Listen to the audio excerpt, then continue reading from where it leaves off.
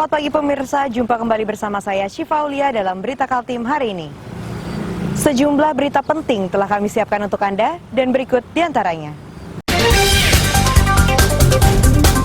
Seorang perempuan asal Lumajang, Jawa Timur ditangkap Polda Kaltim karena menipu sejumlah orang melalui penjualan daring.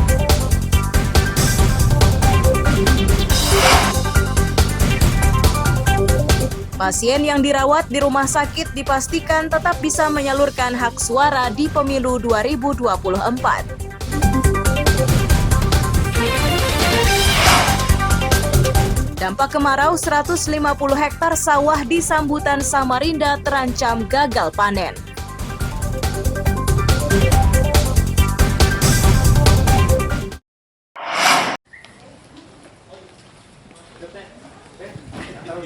El Wuri, wanita berusia 33 tahun ini diringkus di Treskrim Sus Polda Kaltim di Lumajang, Jawa Timur.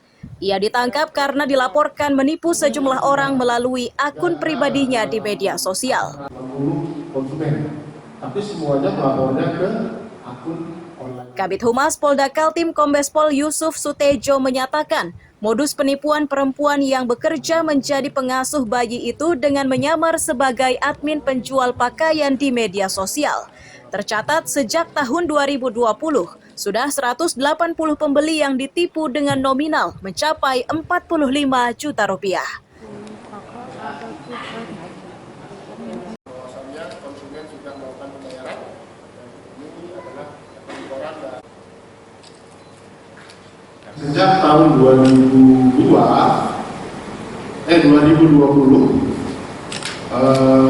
pelaku ini sudah melakukan duplikasi terhadap kegiatan jual beli online yang ada yang milik korban. Ya, jadi ini korban ini adalah owner daripada jual beli online. Jadi seolah-olah modusnya adalah seolah-olah si pelaku ini menjadi admin dari toko online tersebut. Pelaku mengaku menyesal dan meminta maaf kepada para korban. Ia melakukan itu demi memenuhi kebutuhan hidup karena gaji yang ia dapatkan sangat minim.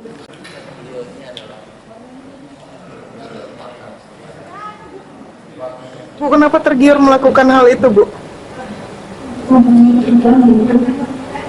Tapi Ibu kerja sebelumnya? Kerja.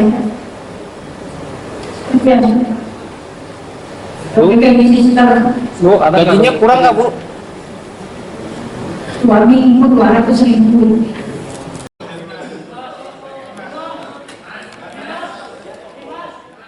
Apapun dalihnya, namun penipuan tersebut menyebabkan dirinya terjerat pasal berlapis dengan ancaman hukuman 12 tahun penjara.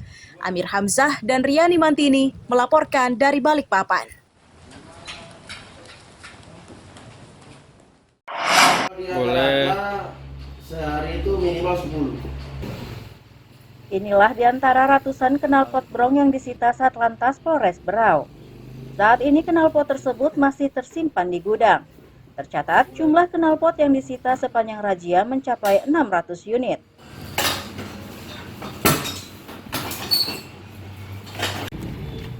Kasat Lantas AKP Mulyadi menyatakan barang bukti sitaan ini akan diubah menjadi sesuatu yang menarik. Salah satu rencananya adalah dengan mengubahnya menjadi ikon Berau yakni penyu. Langkah tersebut dilakukan agar knalpot ini tidak rusak percuma. Ini juga kak, Bang? Ini ditangkap. Barang bukti knalpot nanti kita akan kumpulkan yang sekarang sekitar ada 500 sampai 600 unit knalpot akan kami kumpulkan dan kami akan memanfaatkan untuk buat semacam patung ya. Patung itu ikonnya nanti hasilnya ikon Kota Berau. Supaya nanti knalpot ini berguna dan tidak mubazir untuk dibuang ya. Jadi nanti akan kami buat, kami rencanakan untuk buat knalpot penyu ikon Kota Berau. Oke, siap.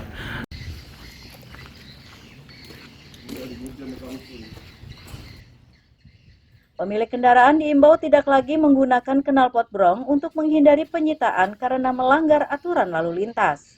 Niko Gusti melaporkan dari Kabupaten Berau.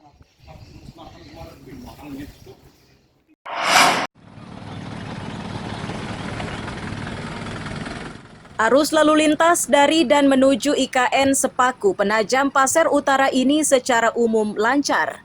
Namun begitu pengendara harus berhati-hati terutama saat melintas di titik yang ambles. Itu karena baru sebagian yang ditimbun dan diberi penahan plat baja.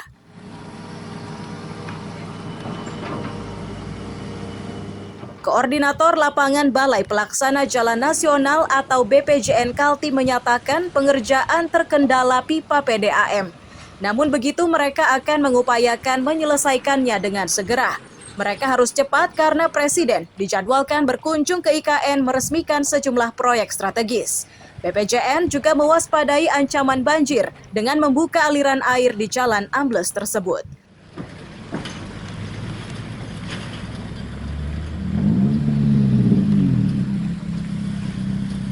Clearing terhadap dasnya ini kita alihkan salurannya kan, artinya untuk antisipasi nanti kalau hujan deras banjir supaya nggak mengganggu sana kan. Jadi dasnya kita pasang, pipa ini gorong-gorong, pipa baja sudah kita pasang double untuk saluran ini. Itu aja. Sana masih dalam clearing Pak. Tapi sudah bisa dilalui ya di Pak ya? Sudah normal ya ibarat. Normal. Oke. Clearingnya dan sampai pemasangan tuh berapa lama kira-kira Pak? Ya mungkin ya sampai jadinya mungkin 10 hari ya. 10 hari ya dia? 8 hari 10 hari ya. Siap.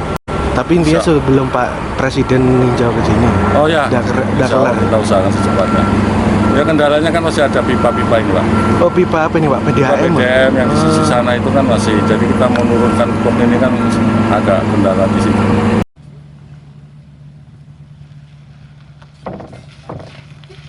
Meski berupaya secara maksimal, BPJN berharap tidak menemukan kendala hingga jalan tersebut selesai dikerjakan. Riani Mantini melaporkan dari Penajam Pasir Utara.